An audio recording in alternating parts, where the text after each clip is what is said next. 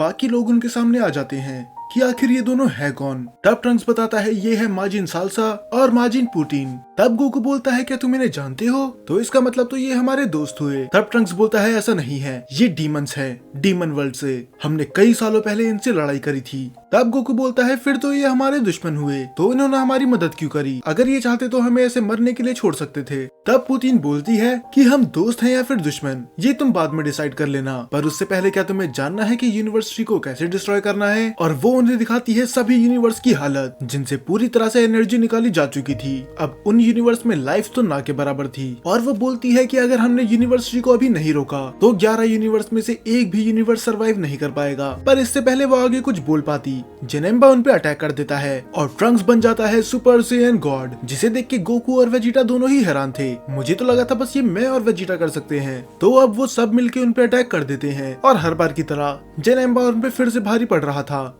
खासकर गोकू और वेजिटा पे। वो अपने मिनी पोर्टल्स खोल के उन्हें दूर से ही मार पा रहा था, और बस इतना ही नहीं, जो अटैक वो कर रहे थे वो उनको भी आसानी से टेलीपोर्ट कर दे रहा था ठीक उन्हीं के पास। तब साल्सा बोलता है कि आखिर तुम लोग टाइम वेस्ट क्यों कर रहे हो? मुझे याद है जब पिछली बार तुम डार्क ड्रैगन से लड़े थे तो तुमने एक टेक्निक का यूज करा था, तो तुम वो फिर से यूज क्यों नहीं कर रहे? अगर तुम डार्क ड्रैगन को हरा सकते हो तो इसको भी हरा ही पाओगे। तब गोकू बोलता है मुझे लगा नहीं था कि मुझे इसकी जरूरत पड़ेगी, पर अब हालात बहुत बुरे होते जा रहे हैं, और अगर मैंने और लेट करी तो हालात और बदतर हो जाएंगे। तो प्लीज सभी लोग मुझे अपनी की दे दो। शुरू में तो वेजिटा मना करता है कि मैं इसको अपनी एनर्जी नहीं दूंगा, अगर उस जेनेम्बा को हराना है तो मैं खुद ही हराऊंगा। पर ट्रंक्स समझाता है कि उससे लड़ने का कोई फायदा है ही नहीं, उसे आपके सारे मूव्स पता हैं, तो प्लीज जीनो, गोकू और वेजिटा को अपनी एनर्जी दे दो। और गोकू तो 2 मिनट में ही मान जाता है और वो अपनी सारी एनर्जी देने लग जाता है जीनो, गोकू और वेजिटा को, और बाकी लोग भी ऐसा ही करते हैं। अब ये एक रिचुअल की तरह था, तो अगर बीच में ये बिगड़ा तो सब कुछ खराब हो जाएगा। तो माजिन साल्सा और पुतिन जेनिम्बा को संभालते हैं, जब तक बाकी लोग पावर दे रहे थे जीनो, गोकू और वेजिटा को। साल्सा बोलता है कि जल्दी करो, मैं इसे ज्यादा देर तक नहीं रोक सकता। हालांकि इसके पास मेरा फाइटिंग डाटा नहीं है,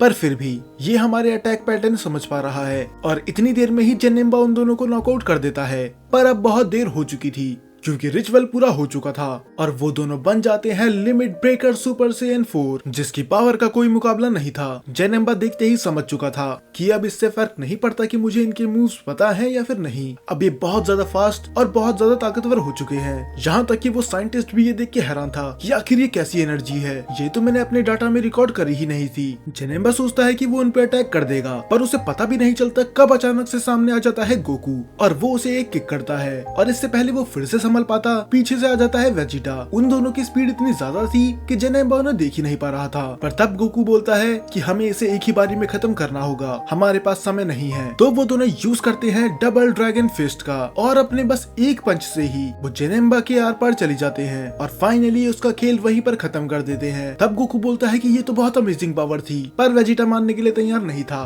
वो बोलता है कि ये बस अमेजिंग इसीलिए थे क्योंकि मैंने इन्हें अपनी पावर दी थी, बिना मेरी पावर के ये लोग ये अचीव कर ही नहीं पाते। पर गोकू एग्री करता है, बिना तुम्हारी पावर के हम दोनों ये अचीव नहीं कर पाते। पर तब पुतिन बीच में आके बोलती है कि अब तुम्हारा हो गया हो तो हम मेन मुद्दे पे फोकस करें, अब हमें चलना चाहिए जहाँ पर यूनिवर्सिटी एग्जिस्ट करता है। और वो सभी लोग वहाँ से गायब हो जाते हैं उसके एक पोर्टल की वजह से। पर दूर कहीं हमें दिखाया जाता है कि उस हेल के एक चैम्बर में कोई शैडो कैद थी जो शायद हाल ही में ही मरा होगा, और जब हमें उसका फेस रिवील होता है तब हमें पता चलता है कि वो कोई और नहीं, हार्ट्स था। मतलब ये पूरी तरह से इरेज नहीं हुआ है, ये अभी भी हेल में ही है। अब जब गोकू अपनी आंखें खोलता है उसे अपने आसपास कुछ नहीं दिखता, बस एक खाली स्पेस। वो पूछता है कि आखिर ये जगह है कौन सी, ये बहुत ही ज्यादा अजीब है। तब वेजिटा बोलता है कि शायद हम वहाँ पर पहुँच चुके हैं जहाँ पर ये हमें लाना चाहती थी। तब वो बताती है कि ये वही स्पेस और टाइम है जहाँ पर फू रहता है। तब माजिन साल्सा बीच में बोलता है, तो इसका मतलब वो यूनिवर्सिटी भी यहीं पर ही है। तब जीनो गोकू को यकीन नहीं होता, क्या सच में यूनिवर्सिटी यहीं पर है? पर वो एक अजीब चीज नोटिस करता है कि ये जगह तो खाली स्पेस है, तो वो खड़े किसके ऊपर है? और जब वो अपना सर उठा के देखता है उसे रियलाइज होता है कि वो यूनिवर्सिटी के ऊपर खड़े हैं,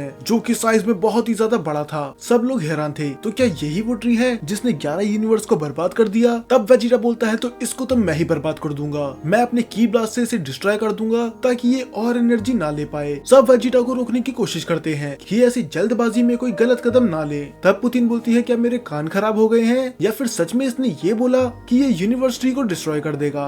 या तो ये बहुत ज्यादा पावरफुल है या तो बहुत बड़ा बेवकूफ। अगर इसे लगता है कि यूनिवर्सिटी को ऐसे ही बर्बाद करा जा सकता है। और साल्सा भी बोलता है कि हाँ ये पॉइंटलेस है, वो बस अपनी की बर्बाद कर रहा है और कुछ नहीं। पर वेजिटा भी कहाँ सुनने वाला था, वो रेडी करता है बहुत ही बड़ा की ब्लास्ट जो काफी होना चाहिए था उस ट्री को बर्बाद करने के लिए। और वो फाइनली उससे अटैक कर देता है उस ट्री पे और वहाँ पर होता है बहुत ही बड़ा ब्लास्ट। वेजिटा खुश होता है कि उसने उस ट्री की धज्जियां उड़ा दी, पर जैसे ही धुआं हटता है तब हमें पता चलता है कि ट्री को तो एक खरोच आई ही नहीं और उल्टा उसे बर्बाद करना तो छोड़ो, जो एनर्जी वेजिटा ने कलेक्ट करी थी वो एनर्जी वो यूनिवर्स ट्री ले लेता है। तब ट्रंक्स भी समझ जाता है कि अगर ये 11 यूनिवर्स की पावर ले सकता है तो एक की ब्लास्ट की एनर्जी लेना इसके लिए कोई बड़ी बात नहीं होगी। तो अब हमें इस पे और अटैक नहीं करना चाहिए वरना ये और पावरफुल होता जाएगा। तब पीछे से आके फूहा बोलता है कि ठीक यूनिवर्स ट्री ऐसे ही काम करता है और वेजिटा तुम्हारा शुक्रिया, तुमने मेरे ट्री को और ज्यादा पावर दे दी। अब जल्दी ही ये ट्री एक नया यूनिवर्स बना देगा।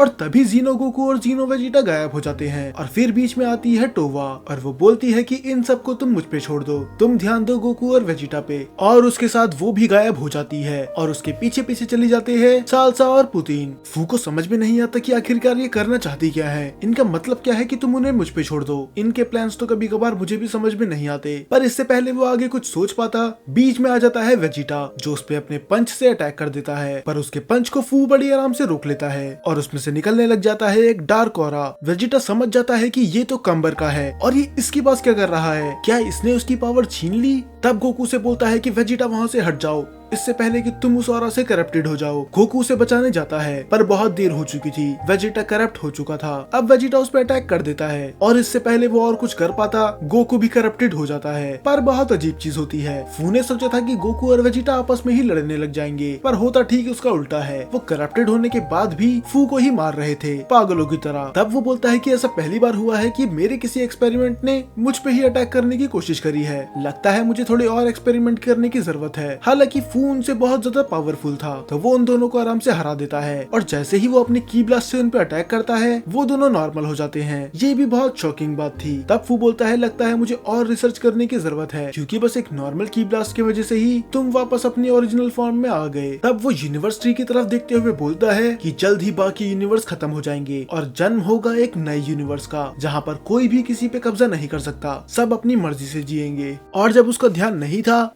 गोकू दे देता है वेजिटा को पोटारा इयररिंग्स। तब वो बोलता है कि ये तुम्हारे पास आई कहाँ से, यहाँ पर तो सुप्रीम काय भी नहीं थे। तब गोकू बताता है कि ये मुझे साल्सा ने दी थी, तो हमें फ्यूजन कर लेना चाहिए अगर हमें फू को हराना है क्योंकि अभी उसके पास कंबर की भी एनर्जी है, तो अगर हमने उसे जरा से भी छुआ तो हम फिर से करप्टेड हो जाएंगे। तब वेजिटा बोलता है कि सच में तुम ये करने चाहते हो, याद है ना कि मैंने कहा था कि मैं कभी फ्यूजन नहीं करूंगा। तब गोकू उसे समझाता है कि अभी बहस करने का समय नहीं है, तुम्हें पता ही है कि अगर कंबर के ओरा से कोई बच सकता है तो वो है वेजिटो, तो देर मत करो इससे पहले फू हमें देख ले। तो वेजिटा भी ज्यादा बहस नहीं करता और वो फाइनली पहन लेता है वो इयररिंग्स और वो दोनों बन जाते हैं वेजिटो और फू उन पे अटैक कर देता है कंबर के ओरा से। पर जब धुआं हटता है वो देखता है कि उन दोनों को तो कुछ हुआ ही नहीं, वो अभी भी नॉर्मल थे। तब वो बोलता है कि तुमने अपने सामने एक बैरियर बना लिया ताकि तुम मेरे ओरा से बच सको, ये सच में बहुत कमाल का आइडिया था। तब वेजिटो बोलता है जब तक हमारे पास ये बैरियर है तुम हमें करप्ट नहीं कर सकते, इसका मतलब अब तुम्हारा खेल पूरी तरह से खत्म। तो अब फाइट होने वाली है फू